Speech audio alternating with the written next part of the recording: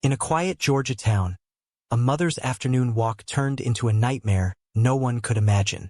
A stroller, a gun, and two teenagers collided in a crime that shocked America. This is the chilling story of baby Antonio Santiago's murder and the haunting pursuit of justice. The town of Brunswick, Georgia, was known for its stillness, the kind of southern quiet that lulled residents into believing their streets were insulated from the chaos of crime elsewhere. On the morning of March 21, 2013, mothers pushed strollers, children rode bicycles, and retirees tended their lawns.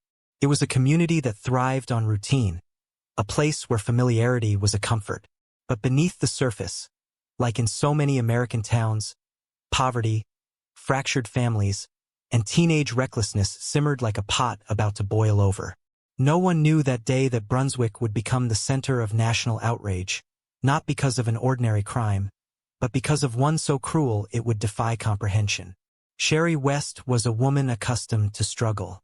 At 41, she had already weathered more grief than most. She had lost another son years before, and Antonio, her youngest child, had become the center of her fragile world. His laughter filled the modest apartment they shared, and to Sherry, pushing his stroller along the neighborhood streets was both exercise and escape. That afternoon she planned nothing more than a short walk after visiting the post office.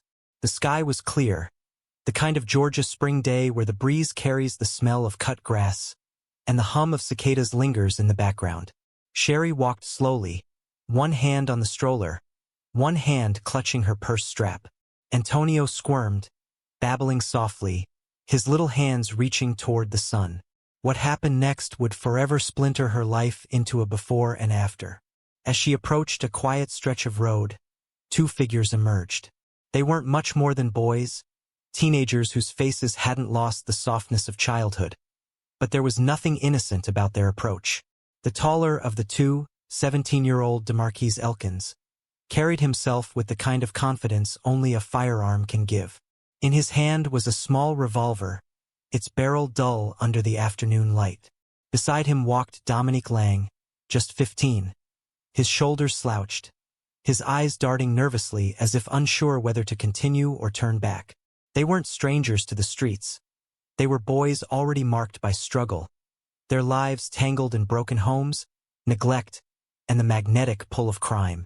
Elkins stepped forward first, his voice sharp, cutting into the air. "Give me your money." Sherry froze, clutching the stroller tighter. Her heart pounded as she looked at the two teens, her mind racing between protecting herself and shielding her son. She stammered, saying she didn't have any cash, only a debit card, something useless to young robbers with no way to access it. Her refusal lit a spark in Elkins. His jaw tightened, his grip on the revolver firmed. Dominique, hanging slightly back, looked uneasy, as though he hadn't signed up for this level of violence. But he didn't stop his friend. Elkins raised the revolver and fired. The first shot grazed Sherry's ear, tearing into her flesh. Another bullet struck her leg, sending a surge of pain through her body and nearly toppling her to the ground. She screamed, begging them to stop, but the sound of her voice only seemed to fuel his rage. Elkins' eyes shifted from Sherry to the stroller, and in that chilling second, he uttered words that froze her blood. He threatened to shoot her baby. Sherry's cries turned desperate. She pleaded, insisting again she had nothing to give. But in the heart of Brunswick that day, compassion had no place. Elkins leaned forward, aimed the revolver at the child strapped inside the stroller, and pulled the trigger. The crack of the shot echoed off the houses around them. A single bullet struck Antonio Santiago between the eyes. He slumped instantly, his small body falling limp in the seat that just moments before had carried a restless, living child. The silence that followed was heavy, broken only by Sherry's shriek, a sound so raw, it carried through the neighborhood, summoning residents from their porches and homes. Elkins lowered the gun and fled, Dominique scrambling after him. They disappeared down the street as Sherry fell to her knees beside the stroller. She pressed her trembling hands against her son's lifeless body, screaming for help, her cries echoing into the warm Georgia air. Neighbors came rushing, some calling 911, others too stunned to speak. Within minutes, paramedics arrived, but the scene was already irreversibly grim. Antonio was gone. The police swarmed the area, canvassing witnesses, descriptions, and fragments of evidence. They were searching not just for suspects, but for answers. How could a robbery escalate to the cold-blooded murder of a baby? Officers noted Sherry's injuries, the blood soaking into her clothes, and the shock etched on her face. Every retelling of the moment was jagged, her words breaking under the weight of trauma, but the core never wavered. 2 teenagers had tried to rob her, and when she had nothing to give, one had shot her child. In the hours that followed, Brunswick buzzed with disbelief. Parents clutched their children tighter, neighbors whispered, and the media descended, amplifying the horror nationwide. News anchors struggled to deliver the story without their voices catching. America had long been numb to violent crime, but the image of a baby executed in his stroller was almost too much to bear. Meanwhile, investigators traced leads quickly. Witnesses began pointing to Elkins, a troubled 17-year-old already known to law enforcement. His name circulated in hushed tones as residents questioned how someone so young could commit something so merciless. Dominique Lang's involvement surfaced soon after, his age amplifying the tragedy. The community wrestled not only with grief, but with disbelief that children, barely old enough to drive, could carry out a crime that destroyed so many lives in a single moment. For Sherry West, the night after the murder was a blur of hospital visits, police interviews, and media attention. She sat in shock, bandages covering her wounds, her arms aching for a child she could never hold again. Every flash of a camera, every question from detectives, pulled her deeper into a nightmare from which she couldn't wake. She replayed the moment endlessly.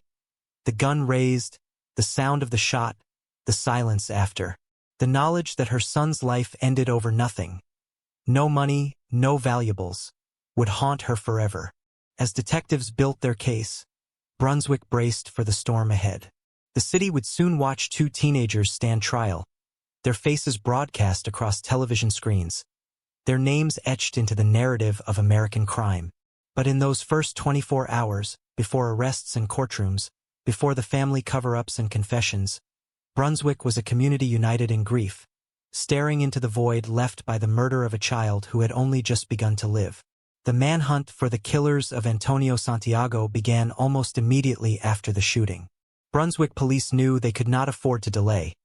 The image of a murdered baby had already sparked outrage in the community, and fear spread that 2 armed teenagers were roaming the streets unchecked. Officers fanned out across the neighborhood, knocking on doors, canvassing residents, and piecing together fragments of testimony from anyone who might have seen the boys flee.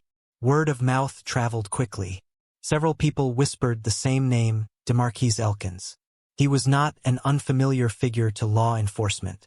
At just 17, Elkins had already built a reputation as a troubled youth, known for erratic behavior, petty crimes, and hanging around with the wrong crowd. He carried himself with the kind of reckless arrogance that made older residents uneasy.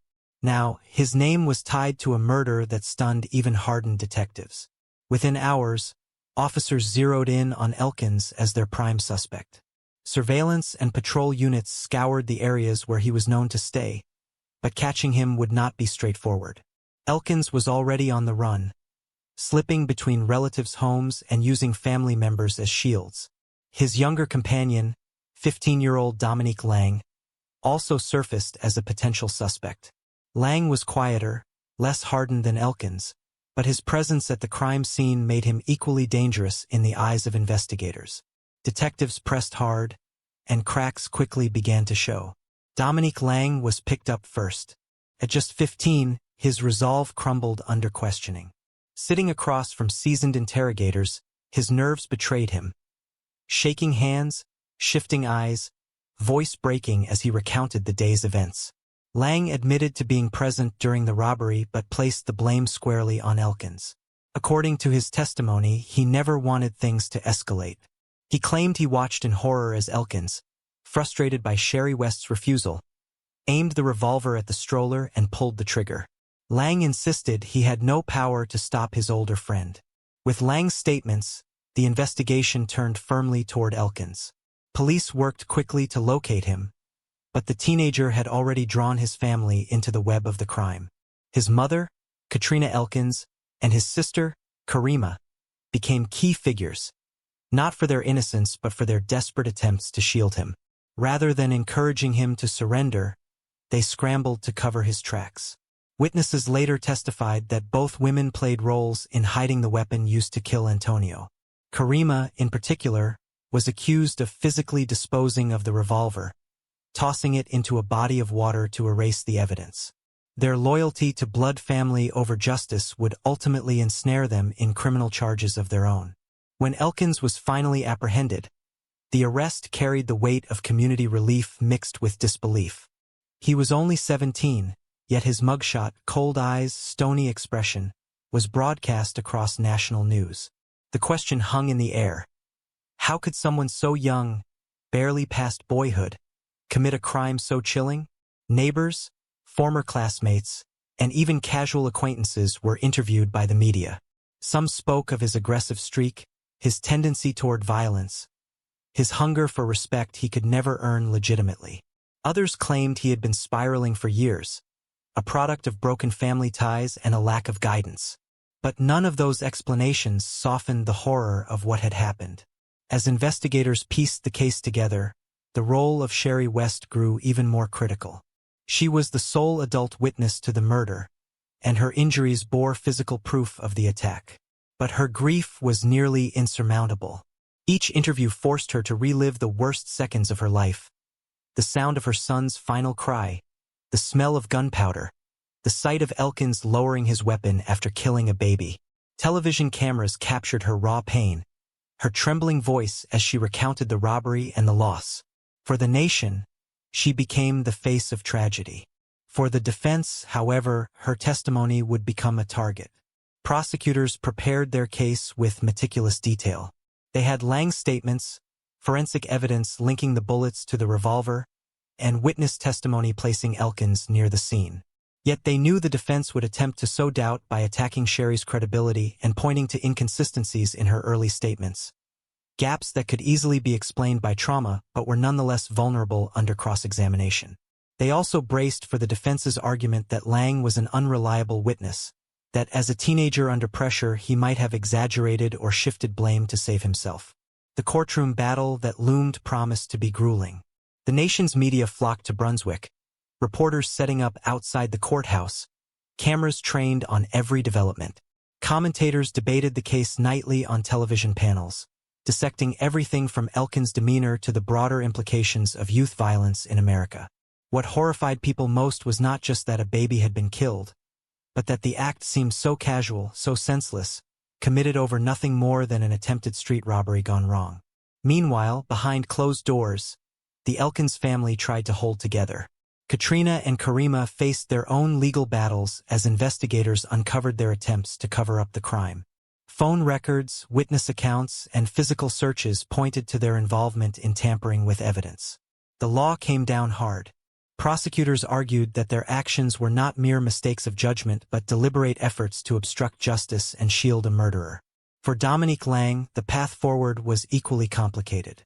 Though prosecutors spared him the full weight of a murder charge, his cooperation came at a price. He entered into a plea deal that would see him sentenced to 8 years in prison, a punishment tempered by his age and his role as a witness. His testimony would serve as a cornerstone of the state's case against Elkins, but it also painted him as a boy caught between fear and complicity, someone who could not escape responsibility entirely. As the trial approached, the community of Brunswick waited anxiously. The memory of Antonio Santiago haunted the streets. Flowers piled up near the site of the shooting, stuffed animals and candles marking a place where innocence had been destroyed. For neighbors, the crime was a wake-up call, exposing the reality that violence could erupt anywhere, even in the quietest corners of town. Parents looked at their own children differently, wondering how boys barely out of childhood could descend into such darkness.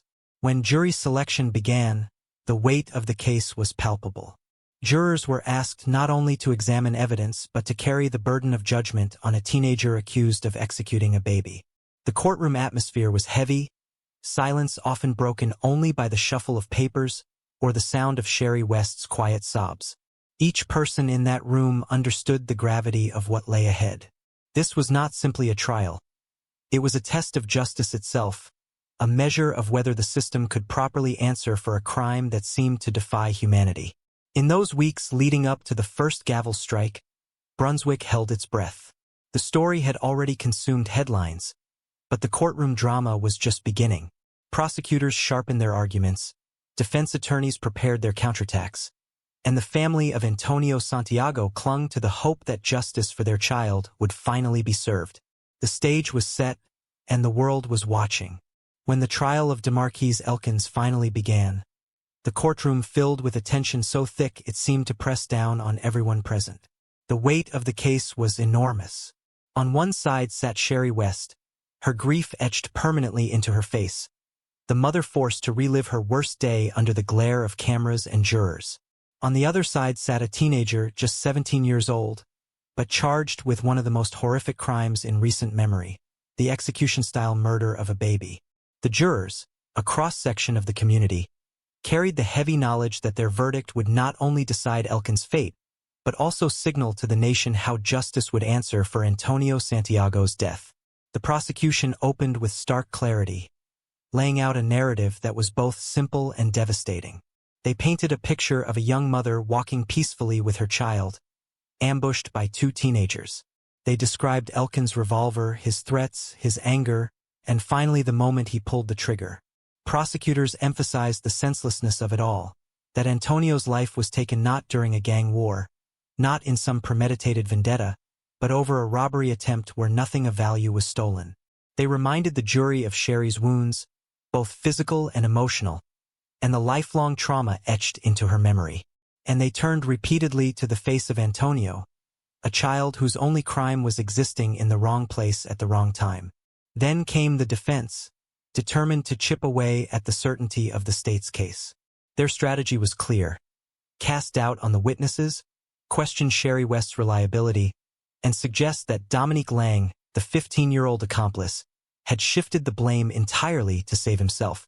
They argued that Lang had every reason to paint Elkins as the triggerman and himself as a reluctant bystander. They pointed to inconsistencies in Sherry's early accounts of the incident, highlighting the confusion of trauma as though it were proof of fabrication. But beneath the surface, their arguments struggled to counter the overwhelming weight of evidence, and as witnesses began to testify, the cracks widened. The most pivotal moment of the trial came when Dominique Lang himself took the stand. Dressed in prison attire, his youthful appearance reminded everyone of how young both boys really were. But his words carried an impact that echoed through the room. He described walking with Elkins that day, trailing behind as his friend confronted Sherry West. His account was chilling in its simplicity. He said he watched as Elkins grew increasingly frustrated, as the threats escalated, and as the gun was raised toward the stroller. He admitted he was too afraid to intervene, too afraid even to run. Then came his haunting words, that he saw Antonio slump in his stroller after the shot rang out. Lang's testimony was corroborated by forensic evidence. The revolver, later recovered after being tossed into water by Elkins' own sister, matched the ballistics from the crime scene. Witnesses recalled seeing Elkins in the area at the time. And Sherry West, despite her trauma, never wavered on one point. It was DeMarquise Elkins who pulled the trigger. Each piece of testimony stacked atop the other until the picture was nearly impossible to refute. The defense pushed back, attempting to highlight Lang's plea deal and his motivation to protect himself. They suggested he might have been the shooter, but jurors, watching his trembling hands and hearing his halting words, seemed unconvinced. Sherry's testimony, too, left a lasting impression. At times breaking down, at times staring directly at the jurors, she recounted the horror of seeing her baby murdered. The raw pain in her voice transcended any inconsistencies. It was a mother's grief, unmanufactured and unrelenting. As the trial stretched on, the prosecution also unveiled the actions of Elkins' family after the crime. His sister Karima and his mother Katrina became unwilling players in the narrative. Prosecutors detailed how Karima helped dispose of the gun and how Katrina lied to investigators to protect her son. Their decisions, born perhaps of misguided loyalty, only underscored the coldness of Elkin's actions. The ripple effect of his crime had now engulfed his own family, pulling them into the machinery of justice. Jurors were reminded that this was not only about a baby's murder but about a web of choices that deepened the wound. Closing arguments sealed the mood of the courtroom. The prosecution asked the jury to remember Antonio, to remember that the law demanded accountability, no matter the age of the perpetrator. They described Elkins as a young man who made an adult choice to kill, and therefore should face an adult punishment. The defense countered by appealing to the jury's sense of doubt, reminding them of Lang's contradictions and Sherry's trauma. They warned against condemning a teenager to life imprisonment on imperfect testimony. But as the final words echoed through the room, the atmosphere was unmistakable. The image of a baby slain in his stroller had burned itself too deeply into everyone's mind. When the jury finally retired to deliberate, Brunswick held its breath. Hours passed in silence, the weight of the decision pressing on everyone. Then the verdict came. Guilty on all counts. Malice murder, felony murder, aggravated assault, and armed robbery. The courtroom erupted with emotion. Sherry West wept openly, clutching her hands together, the verdict both a balm and a reminder of all she had lost. On the other side, Elkins sat motionless, his teenage face betraying little, as though even he could not process the finality of what had just happened. The sentence was swift and uncompromising. Elkins was given life in prison without the possibility of parole, plus 105 additional years. For Dominique Lang, the plea deal secured him 8 years, a punishment that reflected both his age and his role as a reluctant accomplice. For Karima and Katrina, convictions for tampering with evidence and making false statements ensured their own prison terms. The Elkins family, once bound by blood, was now bound by crime and consequence. In the aftermath, Brunswick tried to heal, but the scar was permanent. The site of the shooting became a memorial, lined with flowers, candles, and stuffed animals. News crews eventually left, but the memory lingered.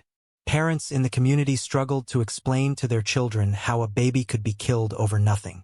The trial left many wondering about the larger questions, about youth violence, broken homes, and the availability of guns. But those questions offered little comfort to Sherry West, who returned each night to a home now silent, her son's toys untouched, his crib empty.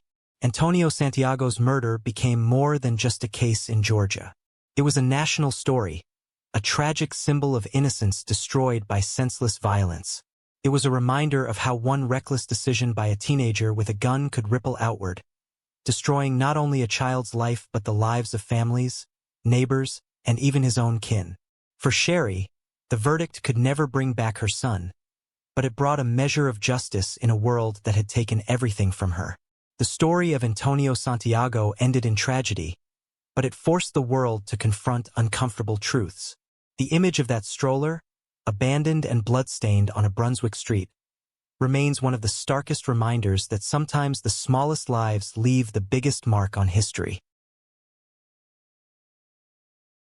A brilliant lawyer, a promising future, and a love story about to blossom, cut short in a matter of minutes on a quiet London street. The brutal murder of Tom A.P. Reese-Price shocked a nation and exposed the deadly rise of knife crime. This is his story. The bitter cold of a January night in London wrapped itself around the city as commuters hurried home, the air heavy with silence except for the occasional rumble of a passing train. For many, it was an ordinary winter evening. But for Tom A.P. Reese-Price, it would be the last journey of his life. Just 31 years old, Tom was the embodiment of promise and discipline. A young man who had spent years perfecting his craft as a lawyer, he was walking home from Kensal Green Tube Station, unaware that only moments separated him from a cruel and senseless fate. He was a man deeply respected by his colleagues at the international law firm Linklaters, admired by friends for his intellect and kindness, and cherished by his fiancée, Adele Eastman, with whom he had been building a vision of a shared future. That evening, his path crossed with two young men who thrived in the shadows of London's streets, and their hunger for violence and control would extinguish his light forever. London in the mid-2000s was a city facing a sharp rise in violent youth crime. Knife attacks were becoming an alarming trend, with gangs of teenagers prowling the underground stations, preying on unsuspecting commuters. Kensal Green, though not the most notorious of neighborhoods, was no stranger to this wave of crime. Local residents were growing used to stories of muggings and intimidation, the kind of street violence that left people shaken but alive. But this night would mark a devastating escalation. In a city where thousands moved anonymously through crowded streets and darkened alleys, Tom became the victim of two teenagers, their actions guided not by desperation but by reckless bravado. Earlier that night, Donnell Carty, just 18 years old, and his accomplice, 17-year-old Delano Brown, had already begun their spree. The pair, loosely connected to a local gang calling themselves the KG Tribe, were young men who had come to view theft and intimidation as a way of life. Minutes before they encountered Tom, they had cornered a chef, Khurshid Ali, robbing him of his phone, cash, and Oyster card. That act of aggression, swift and successful, fueled their confidence. They were not looking merely for money or possessions. They were feeding on the thrill of power that came from frightening and overpowering others. With the stolen goods from Ali still in their pockets, they roamed the streets in search of another target. Their youth was not a shield of innocence but a mask for the brutality they carried. As Tom left the tube station and walked toward Bathurst Gardens, he likely felt the comforting anticipation of home. His fiancée was waiting, and he had called her only moments earlier to say he was on his way. To friends and family, Tom was known as diligent but gentle, someone who never flaunted his achievements despite having scaled academic and professional heights. A Cambridge-educated lawyer, he had earned a reputation at Linklaters for his sharp intellect and tireless work ethic. But behind his professional exterior, he was a man deeply grounded in relationships, deeply in love with Adele, and on the cusp of beginning a family life of his own. These thoughts may well have filled his mind as his steps carried him through the dimly lit streets. Carty and Brown spotted him almost immediately. Tom was alone, dressed in the attire of a professional who had just left an evening event, making him seem the perfect target. They began following him, their pace quickening as they closed the distance. Witnesses later reported seeing two hooded figures chasing a man down Bathurst Gardens, the confrontation unfolding with terrifying speed. In those moments, the quiet streets became a stage for violence. Tom was forced to stop, cornered by the pair who demanded his possessions. Accounts from the trial revealed that Tom resisted at first, trying to protect himself and hold on to what was his. Perhaps it was instinct, perhaps the determination of a man who had never been easily intimidated. But against two aggressive attackers, his resistance only escalated their anger. In the scuffle, his gloves and a book he carried fell to the ground. Eventually, realizing the danger, Tom gave up his belongings, pleading with his attackers. His words, "That's everything. You have got everything," carried not only desperation but also a hope that surrender would mean survival. But surrender did not save him. In a sudden burst of violence, the knives came out. Tom was stabbed multiple times, 2 blows to his chest piercing vital organs, another wound cutting into his hip. Defensive injuries on his hands and face told the story of a man trying desperately to fend off the blades. The attack was brutal, far exceeding the need for a robbery. It was an execution of rage and dominance, an act that left Tom collapsing in the gutter outside a home where residents would later recall hearing commotion but not realizing a man was dying on their doorstep. Within minutes, the street was stained with blood, and Tom's life was slipping away. Paramedics rushed him to Central Middlesex Hospital. Despite their efforts, the injuries were too severe, and Tom was pronounced dead shortly after midnight. News of his death shattered the quiet resolve of his fiancée Adele, who had been waiting at home expecting his arrival. For his parents, John and Estella, the loss was unfathomable, a hole ripped into the fabric of their lives. The man who had stood on the brink of a brilliant future had been struck down in an act of senseless violence carried out by 2 teenagers who saw no value in the life before them. As dawn broke over London, the story began to ripple through the media. A young lawyer, educated at Cambridge, murdered only steps from his home after a random street robbery.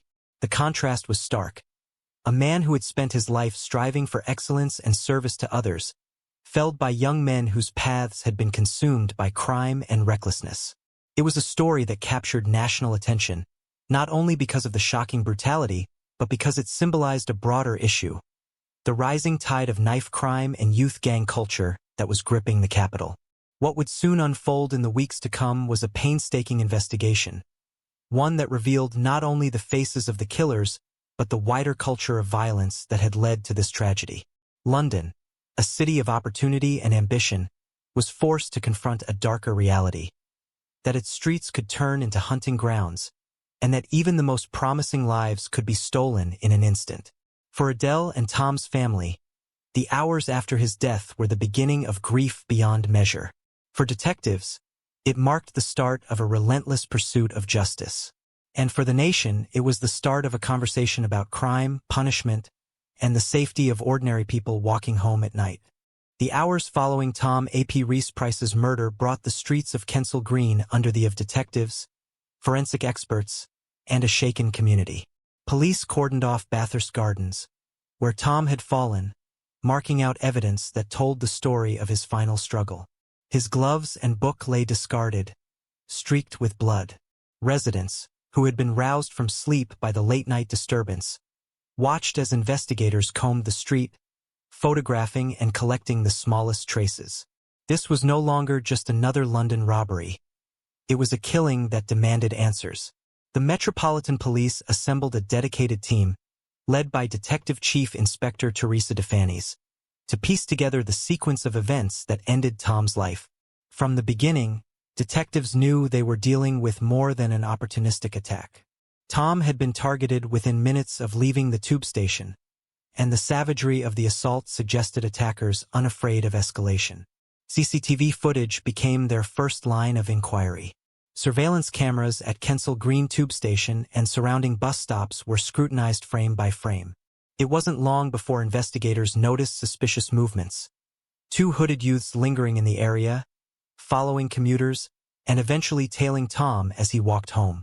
The grainy footage alone couldn't confirm identities, but it set the direction of the investigation. Meanwhile, a breakthrough came when the Oyster card stolen earlier that night from Chef Khurshid Ali was used after the attack. Transport for London records showed the exact time and location where the card was swiped. Detectives worked quickly to retrieve station camera footage that coincided with the card's use. What they found was damning. Clear images of a teenager, later identified as Donnell Carty, brazenly tapping in with the stolen pass. His face, partially concealed by a hood, was still distinct enough to be recognized by those familiar with him. Attention turned to Carty, who was already known to authorities as a troublemaker with links to a local youth gang calling themselves the KG Tribe. This group had gained notoriety for steaming, a term used to describe aggressive group robberies on the underground where victims were outnumbered and overwhelmed. Carty's name had surfaced before in connection with theft and intimidation. Now, with evidence placing him at the scene of the crimes that night, he became the prime suspect. But investigators suspected he had not acted alone. Witnesses had reported seeing two attackers, and Tom's wounds suggested more than one assailant involved in the assault. Forensic teams provided the missing link. A pair of trainers, stained with Tom's blood, was recovered from the home of 17-year-old Delano Brown, a close associate of Carty. Alongside the physical evidence, Brown's history spoke for itself. He too was connected to the same gang and had a reputation for involvement in street robberies. When detectives brought him in for questioning, his story quickly unraveled. The arrest of Carty and Brown sent a ripple through the community. These were not hardened adults but teenagers, barely out of childhood, accused of butchering a man for the contents of his pockets. As news spread, Londoners recoiled at the stark reminder of how indiscriminate knife crime could be. For Tom's family, grief mingled with an aching need for justice. His fiancée Adele, heartbroken and devastated, faced the press in trembling silence, while his parents John and Estella urged that their son's death not be in vain. The trial, held at the Old Bailey, would become a window into the culture of youth violence festering in London. Prosecutors painted a picture of two young men intoxicated by power, emboldened by a night of crime that escalated into murder. Jurors heard how Tom was first pursued, then cornered, and finally stabbed despite surrendering his belongings. The words he uttered, "That's everything, you have got everything," were recalled in court with chilling effect, highlighting the cruelty of an attack that continued even after compliance. Carty and Brown sat in the dock, their youth a jarring contrast to the brutality they were accused of. Both sought to distance themselves from the killing. Brown's defense was that he had only robbed Tom, claiming it was Carty who wielded the knife. Carty, on the other hand, denied sole responsibility, attempting to suggest Brown had played a larger role than he admitted. But the weight of evidence was overwhelming. CCTV, forensic traces, eyewitness accounts, and the stolen property tied them directly to the crime. The trial exposed the casual ruthlessness of their actions. Earlier that night, when they robbed Khurshid Ali, the pair had shown the same boldness, cornering a hard-working man and stripping him of possessions without hesitation. The court heard that such robberies were routine for them, but what shocked jurors and the public alike was how easily the line between robbery and murder had been crossed. Tom had not resisted violently, nor had he posed any real threat. Yet, in the eyes of his attackers, his life carried no weight. As evidence piled up, the defense strategies of both teenagers crumbled. The judge, unmoved by their attempts to deflect blame, described the murder as a cold and merciless act. When the guilty verdict was delivered, silence filled the courtroom. For Tom's family and fiancée, it was a measure of justice, though not nearly enough to fill the void his absence left. Sentencing followed soon after. Carty, the older of the two, received life imprisonment with a minimum term of 21 years before eligibility for release. Brown was sentenced to 17 years, though his sentence was later increased to 20 after the Attorney General argued it was too lenient. The message from the judiciary was clear. Crimes of such brutality, regardless of the youth of the offenders, would be met with the harshest punishment available. Outside the court, public reaction remained fierce. Media coverage highlighted not only Tom's personal story, a young lawyer engaged to be married, whose career and life had been filled with promise, but also the broader issue of teenage gangs, knife culture, and the safety of ordinary Londoners. Politicians seized on the case to push for reforms. Prime Minister Tony Blair and opposition leader David Cameron both addressed the growing fear of violent crime, calling for more police presence in stations, stricter enforcement on carrying knives, and deeper efforts to confront the roots of gang involvement.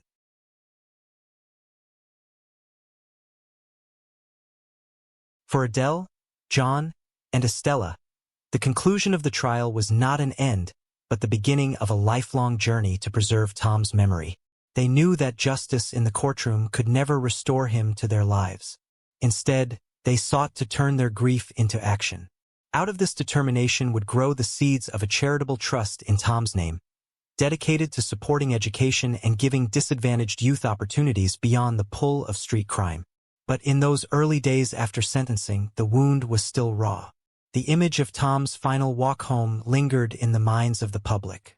His life, filled with love, intelligence, and promise, had been extinguished not by fate, but by the deliberate choice of two teenagers armed with knives and a lust for dominance. As London continued to grapple with rising youth violence, Tom's story stood as both a warning and a call to action. That lives could be saved only if the deeper causes of such crimes were confronted. The final chapter of Tom A.P. Rees-Price's story is not confined to the courtroom, nor to the headlines that filled Britain in the weeks after his murder. It is found in the ripples that spread outward from that January night in 2006, ripples of grief, of anger, of determination, and of legacy. To understand the depth of this tragedy, one must look beyond the trial and into the lives that were forever changed, as well as the national conversation that followed. For those closest to Tom, the reality of loss became painfully clear once the media lights dimmed. Adele Eastman, the woman he was set to marry, was thrust into a life she had not chosen, carrying the grief of a love cut short.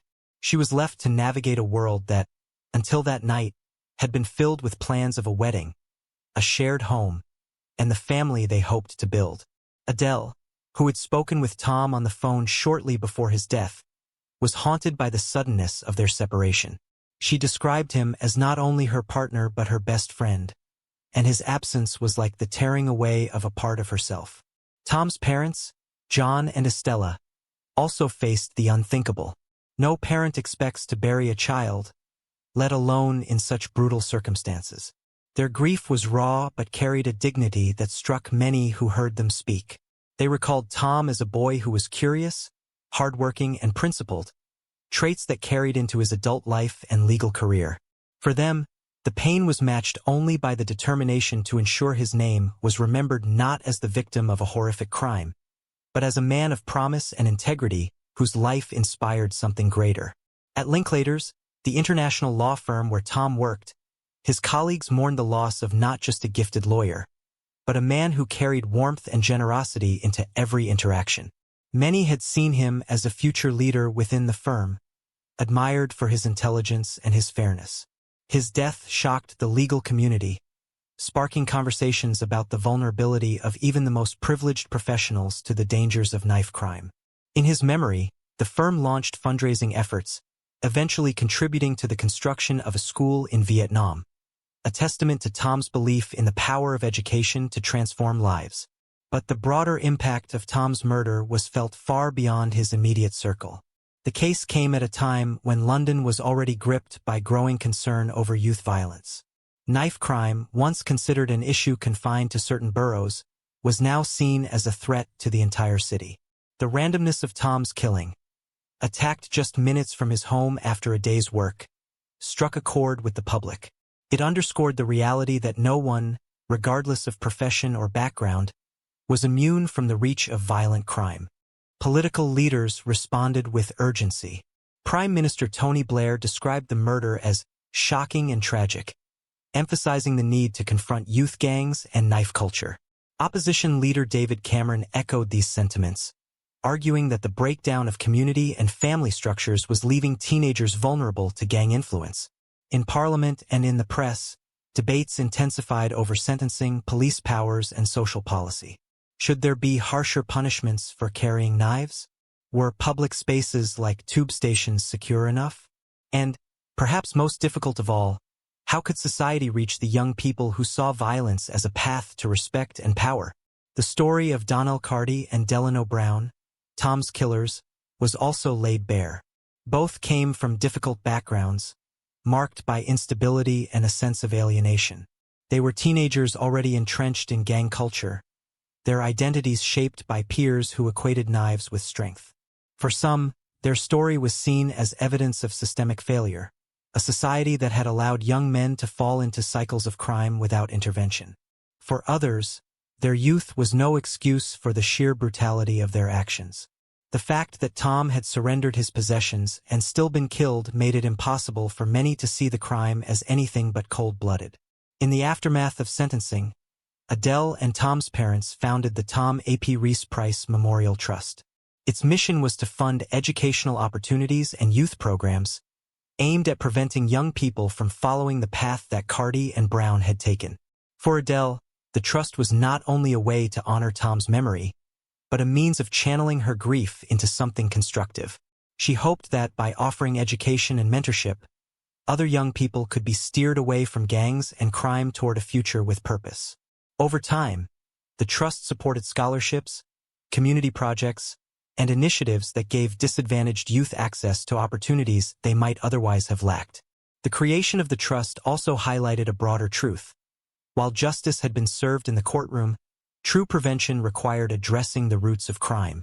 Poverty, exclusion, and lack of opportunity were seen as breeding grounds for violence, and without tackling these issues, tragedies like Tom's could repeat themselves. His death became part of a larger conversation about how to rebuild communities, strengthen education, and create spaces where young people could thrive without resorting to knives. Years after the crime, Bathurst Gardens no longer bore the immediate signs of that night, but for many residents, the memory lingered. Neighbors recalled waking to the sound of sirens, seeing police tape outside their windows, and learning that a young man's life had been taken just steps from safety. The street became symbolic of the vulnerability felt across London, where ordinary routines, walking home, leaving the tube, could suddenly turn deadly. Tom's story also lived on in the media as one of the defining cases of knife crime in the 2000s. Documentaries, newspaper features, and retrospectives revisited the case, often using it as a reference point for discussing youth violence.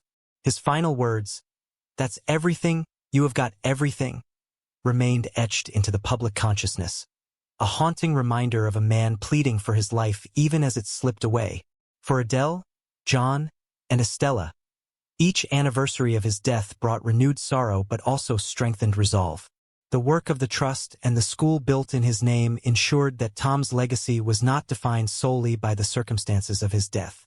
Instead, it became a story of resilience, of love turned into action, and of a community's refusal to let violence have the final word. Today, the murder of Tom A.P. Reese-Price stands as both a cautionary tale and a call to action. It reminds us how swiftly lives can be destroyed by senseless violence, but also how the response to tragedy can sow seeds of hope. Tom was more than a victim, he was a son, a fiancé, a colleague, and a friend.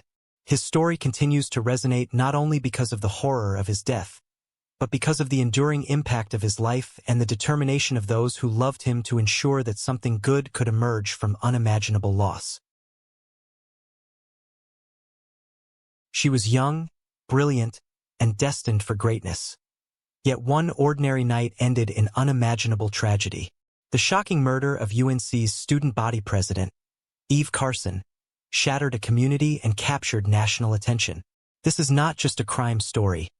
It's a haunting journey into promise stolen and justice pursued. On the campus of the University of North Carolina at Chapel Hill, the spring semester of 2008 was supposed to be a season of new beginnings, plans for the future, and the final months of a bright young leader's college career. For 22-year-old Eve Marie Carson, a senior from Athens, Georgia, the days were filled with meetings, classes, late-night conversations with friends, and the constant flow of responsibilities that came with being the student body president. She thrived on the energy of it all. Eve had been elected with overwhelming support, and her leadership style was marked not by ego or authority but by warmth and inclusivity. She knew the names of students she passed on campus, greeted people with a smile that was genuine, and treated every opportunity as a chance to connect.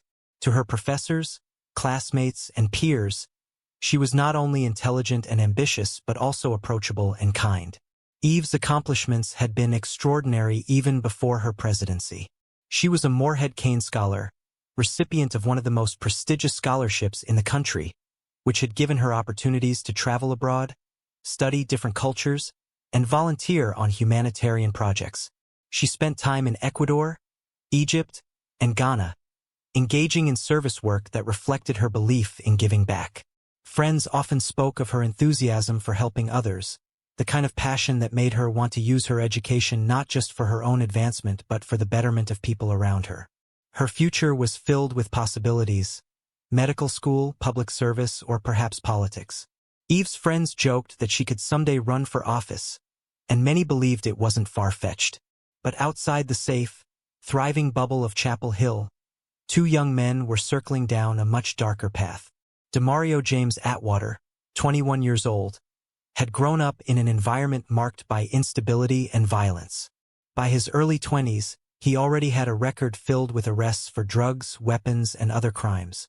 He was known to law enforcement as someone prone to violence, someone whose life was spiraling further with every poor choice.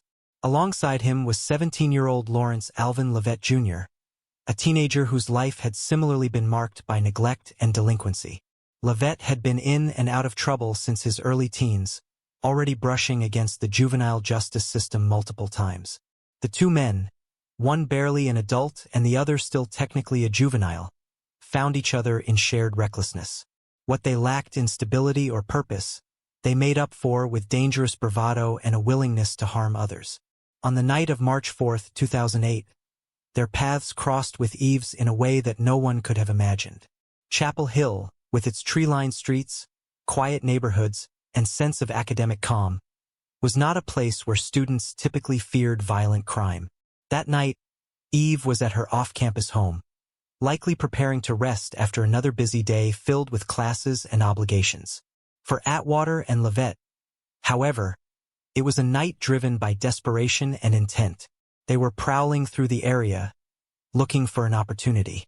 Their eyes landed on Eve's Toyota Highlander, parked outside her house.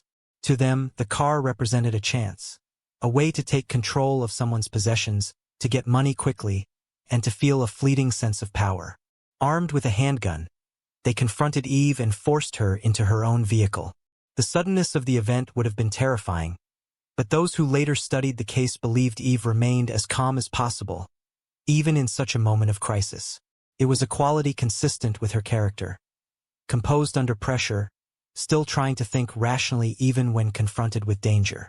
The men took control of her movements, driving her around Chapel Hill for the next several hours. During this ordeal, Eve was compelled to provide her bank card and personal identification number. The car became both a trap and a moving stage for the cruel decisions that would follow. At various ATM machines around the area, surveillance footage captured images that would later become crucial to the investigation. Cameras recorded Eve's Highlander pulling up, and Atwater being seen attempting to withdraw cash using her card. In the footage, Eve was still inside the vehicle, held against her will. Investigators who later watched those tapes described how heartbreaking it was to see her composure under such duress. Though the footage was silent, her demeanor suggested she was still clinging to hope, still holding on to a sense that perhaps if she cooperated, the men might let her go. What Atwater and Levette had planned that night was not simply a robbery. Their decision-making grew darker as the hours passed. The evidence later showed that they drove Eve to a quiet residential neighborhood, away from the public eye, where their intentions reached their most violent point. In the early hours of March 5th, they forced her out of the vehicle. She was shot multiple times, wounds to her body and a final, fatal shot to the head, delivered by Atwater. That single act silenced a voice filled with promise, extinguished a life brimming with potential, and shattered a community that had believed its student leaders were untouchable in their safety. The discovery of her body early the next morning marked the beginning of a nightmare for her family, her classmates, and the Chapel Hill community. A passerby noticed her lying on the lawn of a home in the neighborhood, and police were called immediately. Within hours, the identity of the young woman was confirmed as Eve Carson. The news spread rapidly across campus, first through hushed whispers, then through frantic phone calls, and eventually through official statements from the university. Students broke down in tears. Professors canceled classes. The once bustling campus was suddenly filled with an eerie silence as disbelief gave way to grief. For the Carson family back in Athens, Georgia, the phone call they received was every parent's worst nightmare. Bob and Teresa Carson, proud of their daughter's achievements and excited for her bright future, learned that she had been killed in a random act of violence hundreds of miles away from home. The loss was immediate and incomprehensible. Their daughter, who had lived her life with purpose and kindness, was gone in an instant. Law enforcement quickly realized the significance of the case they were handling. This was not just a homicide. It was the murder of a beloved student leader, someone whose reputation extended beyond the university into national recognition. The pressure to find answers and bring justice was immense. Detectives began piecing together what had happened, starting with the ATM footage and the evidence from Eve's SUV, which had been abandoned. Every lead became crucial, every tip was followed, and the urgency of the investigation reflected the collective grief and outrage of a community that demanded answers. In the days that followed, vigils were organized on campus. Thousands gathered with candles in hand, singing songs, sharing memories, and expressing the deep sorrow that blanketed Chapel Hill. The sight of students embracing each other in silence, faculty members standing alongside them, and administrators speaking of Eve's legacy became etched into the memory of all who witnessed it. The university was not simply mourning a student. It was mourning its president, its face, and its symbol of what UNC stood for. As the investigation intensified, the portraits of the two suspects began to emerge. Atwater's violent past made him a familiar name to police, while Levette's age and history of juvenile offenses painted a picture of a teenager already consumed by criminal behavior. Together, they represented a dangerous pairing, one that had culminated in the murder of someone who symbolized hope. What investigators would soon reveal about their movements and decisions that night would provide the answers people sought. but it would never fill the void left behind by Eve's absence. In the days after Eve's body was found, Chapel Hill was transformed from a vibrant college town into a place cloaked in mourning. The suddenness of her loss left students in shock. Professors who had taught her spoke about the way she filled classrooms with thoughtful questions and warm smiles, while her peers recounted stories of late-night study sessions, service projects, and moments when Eve made them feel valued. Vigils took place almost nightly, the soft glow of candles lighting the faces of thousands who gathered in silence. Songs of remembrance were sung, and words of grief turned into promises that her legacy would not fade.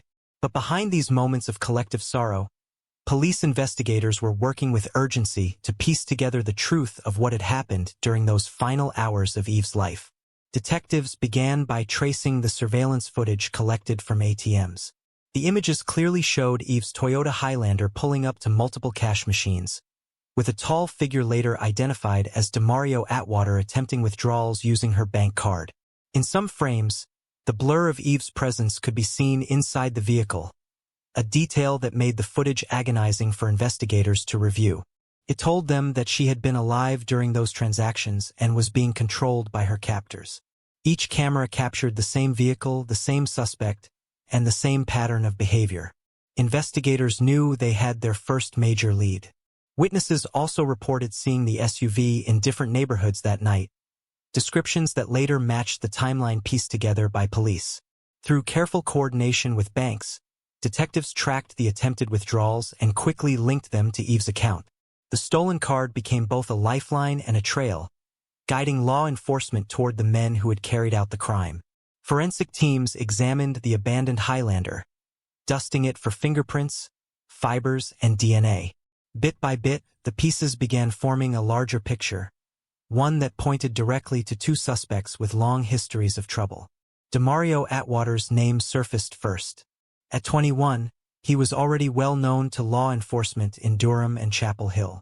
His record included drug offenses, firearm charges, and incidents of violence. To police, his involvement was both unsurprising and deeply troubling, given his capacity for escalation. Alongside his name emerged another, 17-year-old Lawrence Levitt Jr. Unlike Atwater, Levitt was still technically a juvenile, but his history was already stacked with delinquent behavior, thefts, and brushes with the law. Investigators realized that the pairing of these two men was no coincidence. They were drawn to each other through shared recklessness, and together they had unleashed unimaginable violence. The process of gathering evidence was painstaking, but the urgency of the case meant that detectives worked around the clock. They pieced together phone records, tracked movements, and interviewed associates of both suspects. What emerged was a grim account of a random decision that had spiraled into murder. Atwater and Levitt had set out that night looking for someone to rob. They were not targeting Eve specifically. She had the misfortune of being in the wrong place at the wrong time. But the brutality of their actions went far beyond theft. After forcing her into her vehicle and coercing her into giving up her PIN, they drove her from ATM to ATM, prolonging her captivity as they extracted what little money they could. The decision to kill her, investigators believed, was a calculated one, a way to silence her as a witness. When police announced the arrests of Atwater and Levitt in the weeks that followed, relief swept through Chapel Hill. Crowds gathered as news broke, students hugging one another and crying at the thought that justice was within reach. Yet the details of the suspects' lives, and the knowledge of how young they were, also left many stunned. Atwater was barely out of adolescence, Levitt still a teenager. Their faces, plastered across media outlets, became symbols of wasted potential, men who had chosen violence over change. The contrast between them and Eve, whose life was marked by achievement and generosity, could not have been starker. The courtroom became the next stage in the unfolding story. Families, students, and media outlets packed into hearings as prosecutors laid out the charges. First-degree murder, kidnapping, armed robbery, and more.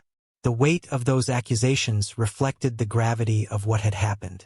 For Eve's family, attending those sessions was a test of endurance, forcing them to sit in the same room as the men who had stolen their daughter's life. Her parents, Bob and Teresa, maintained a quiet dignity, but their grief was evident in every glance, every tear. They were determined to see justice carried through, even as they struggled with the unbearable loss. As the case progressed, prosecutors faced decisions about how to pursue sentencing. Atwater, the older of the two, faced the possibility of the death penalty, but in 2010 he chose to plead guilty to state and federal charges. In exchange for avoiding execution, he accepted 2 life sentences without the possibility of parole, plus additional years for related crimes. During his hearing, he expressed remorse, but his words were hollow to many in the courtroom. For Eve's family, the plea brought closure in knowing he would never again walk free, but it did little to ease the pain of their loss. For Livette, the path was more complicated. Being 17 at the time of the murder placed him in a gray area of the justice system. Though legally a juvenile, the severity of the crime meant he was tried as an adult. In 2011, a jury convicted him of first-degree murder, kidnapping, and robbery, sentencing him to life imprisonment without parole. The case did not end there. In the years that followed, legal debates over juvenile sentencing, shaped by U.S. Supreme Court rulings, led to appeals and reviews of his punishment. Lawyers argued that sentencing someone so young to life without parole violated evolving standards of justice. Still, his conviction remained intact, and he remained behind bars, his life forever tied to the crime that destroyed another's. Throughout the trials, the contrast between Eve's life and the lives of her killers was never far from people's minds. She had been a scholar, a leader, a friend to many, while they had been immersed in cycles of crime and poor choices. Her potential had been limitless. Theirs had been squandered long before that night. The brutality of the crime underscored how fragile safety could be, even in a place like Chapel Hill, where students believed they were shielded from such violence. As sentences were handed down and appeals dragged on, Chapel Hill turned its focus toward remembering Eve not through the lens of her murder but through the legacy of her life. Scholarships were created in her name, supporting future leaders who embodied her spirit. The university held annual memorials, ensuring that new generations of students would learn her story, not only as a victim of crime but as a beacon of what it meant to live with compassion and purpose. In Athens, her hometown, similar memorials reminded the community of the daughter, sister, and friend they had lost. The courtroom battles, the police work, and the media coverage all formed part of the narrative. But for those who knew Eve, the essence of her story was found elsewhere. It was in the kindness she showed to strangers, the dedication she gave to her studies, and the joy she brought to her friends, that they believed was the memory worth preserving. And even as her killers sat behind bars, the light of her influence continued to shine in the lives she had touched and the causes she had supported. In the aftermath of the trials, as both Demario Atwater and Lawrence Livette Jr. began serving their life sentences, the focus for many shifted away from the courtroom and back to the woman whose absence was felt in every corner of Chapel Hill. The University of North Carolina was determined not to let Eve Carson be remembered only as the victim of a brutal crime. Instead, her name became synonymous with leadership, service, and the boundless potential of youth. The campus, still grieving, found ways to transform its sorrow into action. And through those efforts, Eve's legacy began to grow larger than even her short life had allowed. On campus, her fellow students launched memorial events that celebrated the things Eve had loved most. They organized service days in her honor, encouraging others to give their time and energy to causes that mattered. Professors shared stories of her curiosity and drive, using her as an example to inspire future generations of students. The Moorhead Cain Foundation, the scholarship program that had supported her education, created initiatives that reflected her passion for global service. Scholarships and leadership awards in her name ensured that other young people, particularly those with the same drive to change the world, would have opportunities to follow paths similar to hers. In Athens, Georgia, her family's grief was tempered by the outpouring of support from their community. Neighbors, friends, and strangers came forward to share their own memories of Eve, even if those memories were brief encounters. A smile exchanged, a kind word offered, a conversation that revealed her generosity of spirit. For Bob and Teresa Carson, along with Eve's siblings, these stories became lifelines, reminders that their daughter and sister had left an indelible mark not just on those closest to her, but on nearly everyone she encountered. They began speaking publicly about Eve's life, her values, and her dreams, hoping that by keeping her memory alive, they could help prevent her death from being reduced to just another tragic headline. The national media also recognized the uniqueness of Eve's story. She was not a celebrity, but her death resonated far beyond Chapel Hill because of what she represented: youth, leadership, and the promise of a future filled with service. News outlets across the country reported on her achievements, her role as student body president, and the senseless violence that ended her life. To many viewers, Eve became a symbol of the fragility of safety, a reminder that tragedy can strike even the most accomplished and beloved individuals. Yet within those reports, there was also a determination to ensure her story carried forward, not simply as a warning but as an inspiration.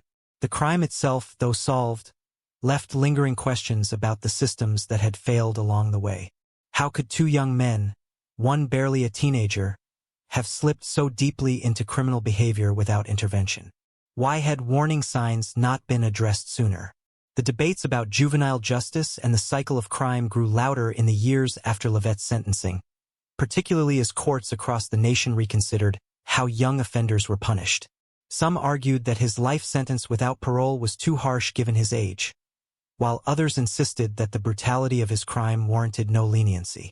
These debates extended far beyond Eve's case, but her murder often served as a reference point in discussions about accountability, fairness, and justice for victims. For those who knew Eve personally, however, such debates mattered less than the memory of who she had been. Her friends often recalled her laughter, the way she had a gift for making others feel included. They remembered her energy during student government meetings, where she balanced the seriousness of her responsibilities with a sense of joy that made people want to participate. She was the kind of leader who inspired not through fear or authority but by making people believe their voices mattered. That was the essence of her presidency at UNC: inclusion, compassion, and progress. Over time, the story of Eve Carson became woven into the history of the university itself. Freshman orientation sessions often included mentions of her legacy, reminding new students not only of the importance of leadership but also of the vulnerability that comes with freedom. Memorial scholarships sent students abroad to pursue service projects, echoing Eve's own journeys to Ecuador, Ghana, and Egypt. On campus, her name was etched into plaques, spoken in ceremonies, and remembered in the quiet moments when those who had known her passed by the places where she had once walked.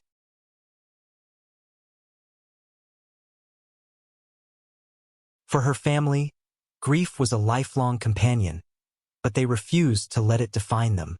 They worked tirelessly to preserve her memory, speaking at events, meeting with students who had received scholarships in her name, and ensuring that her story was not forgotten. They emphasized that while Eve's murder had been a tragedy, her life had been a gift, one that continued to inspire. In this way, they reclaimed the narrative, shifting focus from the brutality of her death to the brilliance of her life. In Durham and Chapel Hill, the presence of Atwater and Levette in prison became little more than footnotes as the years went on. Their names were rarely mentioned outside the context of appeals and legal updates. They were reminders of the cruelty that had taken Eve's life, but they were no longer the center of the story. Instead, the focus remained on Eve, on the young woman who had filled her 22 years with more meaning and kindness than some achieve in a lifetime. The impact of her murder was also felt in practical ways. The university and local law enforcement reviewed safety measures, emphasizing the importance of student awareness and neighborhood vigilance. Parents who sent their children to Chapel Hill carried the story of Eve Carson with them, using it as both a warning and a lesson in resilience. While no amount of safety protocols could erase what had happened, there was a renewed determination to prevent another tragedy of its kind. Years later, when students lit candles in her memory, the atmosphere was one of quiet reverence.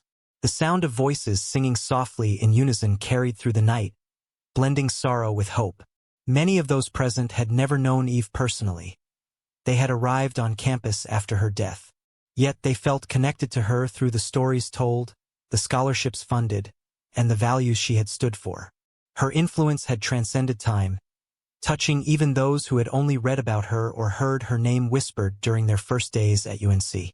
The finality of her death could never be undone, but the persistence of her legacy ensured that she lived on in ways that mattered. She was remembered not as a victim defined by violence, but as a leader defined by compassion. The tragedy that claimed her life was real, raw, and unforgettable, but it was not the only truth of her story. The other truth, the one that resonated long after the court cases were closed and the headlines faded, was that Eve Carson embodied the very best of what a young person could be. She was a friend, a daughter, a sister, a leader, and a dreamer. Her life, though short, was filled with impact, and in the quiet spaces of Chapel Hill, where candles still flicker in her memory, that impact continues to shine.